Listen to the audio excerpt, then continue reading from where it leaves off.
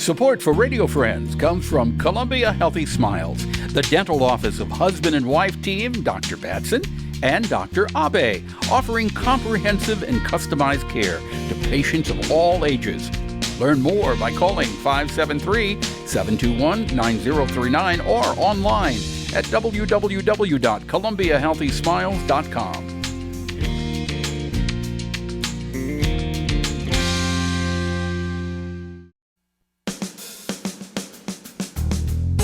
Good morning and welcome to Radio Friends on Wednesday, August the 24th. My friends Phil Batson and Elizabeth Abe are with us from Columbia Healthy Smiles. And today we thought we'd talk a little bit about some of the common mistakes that we all make in caring for our teeth and for our gums and for our mouth.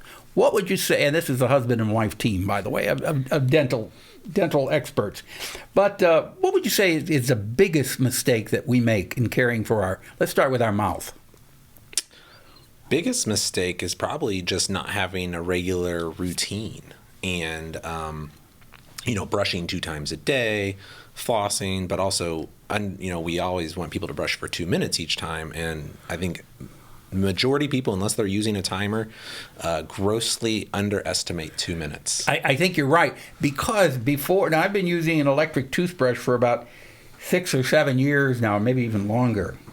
But before I had the electric toothbrush, you brush your teeth, and you maybe 30 seconds, and you think you've got it all.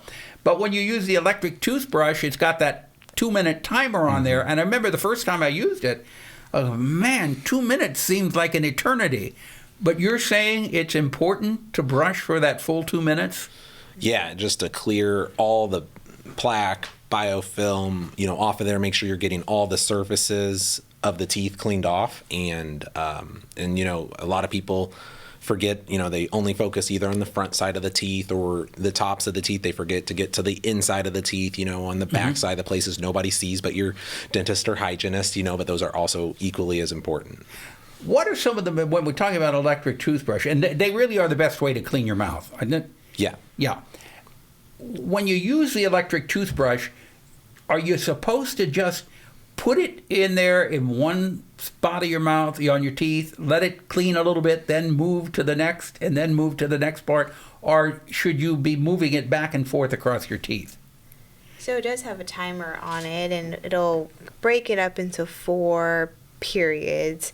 And so you want to focus on maybe like just the top front, and then when it beeps, do the top back. And you don't have to brush, it's doing the work for you.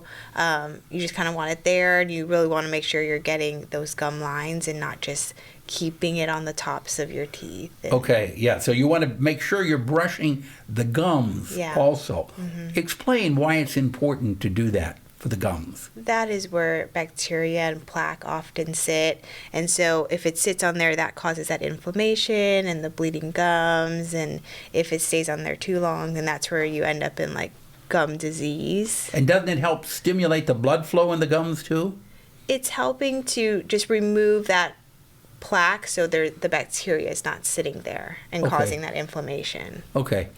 So we're talking about our gums and teeth there. The mouth in general, there can be some problems with our mouth if we don't take care of it and keep it clean. Yeah, absolutely. The mouth is the gateway to the body, and so you're always on the lookout for oral cancers and starting there, but also cardiac disease, things like that. Diabetes affects the mouth greatly as well. There's a lot of implications on total body health in the mouth. What about using mouthwash? Can mouthwash with alcohol in it cause a problem in your mouth? So alcohol can dry out your mouth. So a lot of people do have dry mouth, and so that's something to be aware of if you are using mouthwashes with alcohol. But can mouthwash itself cause a problem in your mouth? The only reason I ask you that is my mother was diagnosed with leukoplakia, which is it's a precancerous disease, and her dentist he found it, and he told her that perhaps she was using too much mouthwash with the alcohol in it that caused that to happen. Is that possible? I think it's possible if you're having an allergic reaction to certain mouthwashes too, or even toothpaste, really, because a lot of people are allergic to that SLS, so you'll notice some of that sloughing that happens. We call it sloughing, but if you like kind of rubbed the inside of your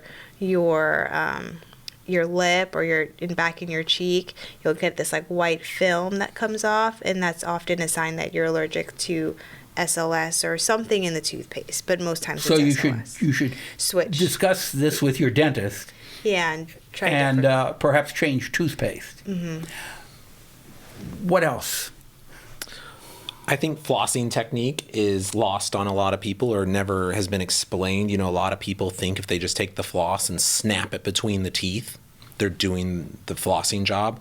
But in reality, you want to floss and then make a C shape, kind of wrap the floss around the tooth backwards and forwards. Like the hygienist does when she cleans her teeth. Does, yep. Sometimes she's doing that and it feels like your teeth are going to come out because she's so... But it's important to do that. So explain that again. You take the floss, push it through the contact of the teeth and then wrap it, around the tooth in front and the tooth in back and kind of make it, we call it C-shaped flossing. And the reason for that is you're stimulating the gums, around the teeth. You're also, so you're not just popping it in and out. That way you're really cleaning out if there's any of that buildup, that debris between the teeth, and stimulating as much gum tissue as possible. And, a lot of people get afraid if it hurts or bleeds. I kind of equate it to if you haven't been to the gym in a long time and you go lift a lot of weights, your muscles are going to be really sore. If your gums aren't, used to being worked out, they're going to be sore. They could bleed. They could have some soreness to them. The goal is no bleeding, no soreness, and that's signs of healthy gum tissue. Though. Right, but if you haven't done it for a while and you do start flossing, you could see some blood there, and that is normal. Yeah, in the beginning, yeah. In the beginning. Yeah. But it should go away. Yeah. What about using, what kind of a toothbrush, besides the electric toothbrush? If you're going to insist on brushing by hand, you don't want to use a hard bristle, do you? No. What does a hard bristle do? It's just too abrasive. You just want the softest bristles possible. You want to remove plaque, but you don't want to strip your enamel or cause recession, meaning the gum is receding because you're brushing too hard. What about the whitening toothpaste? Is whitening toothpaste recommended, or does it eat away at enamel? So same concept. It's just very abrasive. The way it's whitening your teeth is because they add a lot of abrasiveness to the toothpaste, and so it's literally stripping the stains off your teeth, and it can hurt the enamel and cause sensitivity. So you don't recommend using a whitening toothpaste? No, especially if you have sensitivity. It's okay once in a while. Okay. All right. If you have any questions, we covered a lot there. If you got any questions, you can give them a call at Columbia Healthy Smiles, and your phone number is? 573-875-7071. Okay. Thank you so much for coming by. I appreciate the info. Bye-bye.